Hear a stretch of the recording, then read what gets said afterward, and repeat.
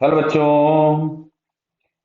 यहां दिया गया है one smooth ball of mass 1 kg is projected with velocity 7 meter per second horizontal from the top of tower of 3.5 meter. It collides elastically with a wedge of mass 3 kg and inclination angle 45 kept on the horizontal floor. ठीक है, जैसा figure में दिया गया है। The ball collides with the wedge at a height of 1 meter from the ground. Find the velocity of the wedge after the collision. Clear है? अब सुनो इधर सबसे पहले तो जैसे ये जो बॉल हम लोगों के पास दी गई है, इसका ये जो हॉरिजॉन्टल कंपोनेंट है ये तो हमेशा कांस्टेंट रहेगा।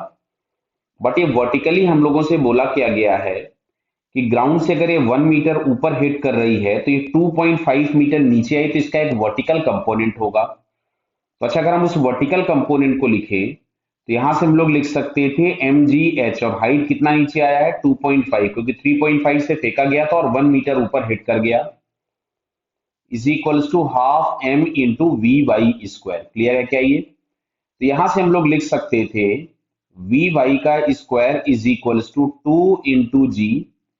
जी को चलिए हम लोग लिख लेते हैं यहां से 9.8 इंटू 2.5। क्लियर है?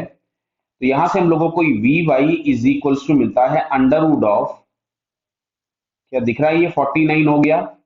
तो 49 हो गया मतलब ये आ गया आपके पास 7 मीटर पर सेकंड। क्लियर? तो यहां से हम लोगों के पास जो वर्टिकल कंपोनेंट आया वो भी 7 और हॉरिजॉन्टल कंपोनेंट भी 7 था। तो बात को देखो, समझो, इसका हॉरिजॉन्टल कंपोनेंट भी 7 मीटर पर सेकंड था। किसका? बॉल की बात कर रहा हूं मैं अभी ये।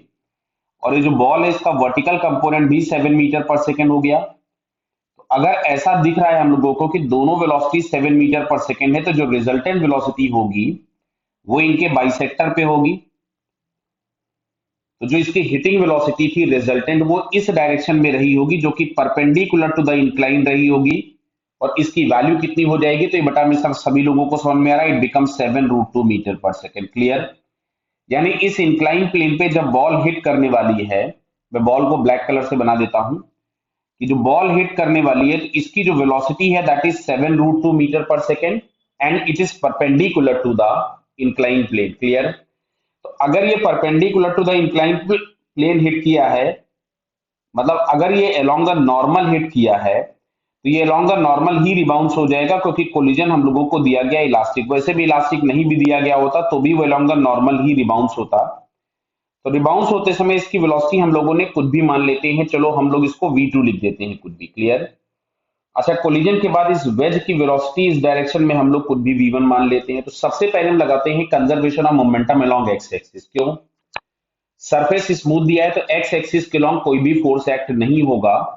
तो यहां से हमारे पास हो गया small M into 7 is equals to, तुम्हारे पास यहां से मिलेगा स्मॉल एम, सॉरी पहले लिख देता हूं मैं, capital M into V one minus small M. अब देखो, इसको अगर हमने V2 से ऊपर जाता हुआ माना है तो इसका एक हॉरिजॉन्टल कंपोनेंट मिलेगा। अब देख रहे बेटा, सारे एंगल 45 होंगे। कितने होंगे? 45 डिग्री के सारे ही एंगल्स होंगे। तो मैं साइन थीटा या कॉस थीटा जहां कहीं पे भी आएगा उसको डायरेक्टली मैं 1/√2 लिख दूंगा। ठीक है, बोलूंगा जरूर आपको साइन थीटा कॉस थीटा। तो ये हम लोगों के पास यहां से आ जाएगा V2, और साइन थीटा या कॉस थीटा जो भी आप लिखिएगा तो ये हो जाएगा 1/√2। तो ये हम लोगों के पास मिला फर्स्ट इक्वेशन।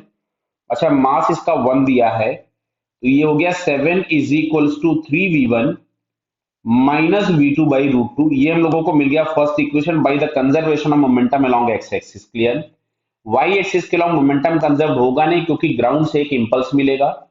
अब अगर हम कोएफिशिएंट ऑफ रेस्टिट्यूशन की बात करते हैं तो कोएफिशिएंट ऑफ रेस्टिट्यूशन होता है relative velocity after and before but both the velocities are taken along the line of collision. और लाइन ऑफ कोलिजन जो होता है वो कॉमन नॉर्मल होता है अगर हमारे पास सरफेसेस स्मूथ होते हैं। तो ये है लाइन ऑफ कोलिजन। तो इसके अलोंग कोलिजन के पहले जो वेलोसिटी है वो तो हो गई 7√2, दिख रहा है बेटा, परपेंडिकुलरली हिट किया था। अच्छा, जो बाद में होगी वो V2 प्लस V1 का ये कंपोनेंट जो इधर आएगा बेटा, दिख रहा होगा आपको ये, कि V1 का कंपोनेंट जो इस लाइन में हमको दिखेगा बेटा वो भी आएगा V1 cos 45 या V1 sin 45, वो फिर से हो जाएगा V1/√2। बराबर है।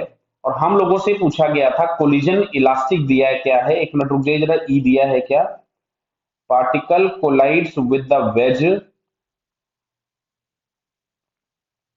Eight a height this one, कहीं पे कोलिजन कोलाइड्स इलास्टिकली, देखो लिखा हुआ है कोलाइड्स इलास्टिकली, सो ई बराबर हमारे पास है 1।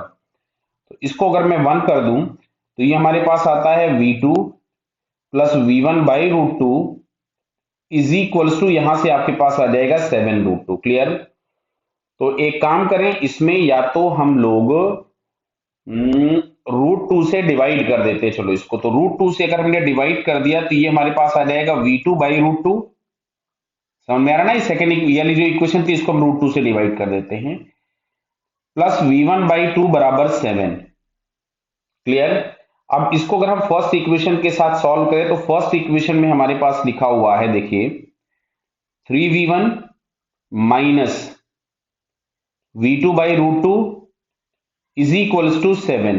तो इन दोनों को अगर हम ऐड कर दें तो देखो ये तो गायब हो गया, और ये हमारे पास आ रहा है 3V1 plus V1/2 is equals to 14। Clear है? बराबर है, तो ये हो जाएगा आपके पास कितना, 7। V1/2 बराबर 14, इससे इसको यहां से 2 टाइम्स उड़ा दीजिए तो V1 इज इक्वल्स टू हम लोगों के पास मिलता है 4 मीटर पर सेकेंड, जो कि हम लोगों को वेज की वेलोसिटी पूछी थी आफ्टर कोलिजन, और वेलोसिटी ऑफ वेज हम लोगों ने V1 लिखा था। सो फाइनली हम लोगों के पास जो आंसर आएगा दैट इज 4 मीटर पर सेकेंड। क्लियर है बेटा सभी को? Okay, all the best.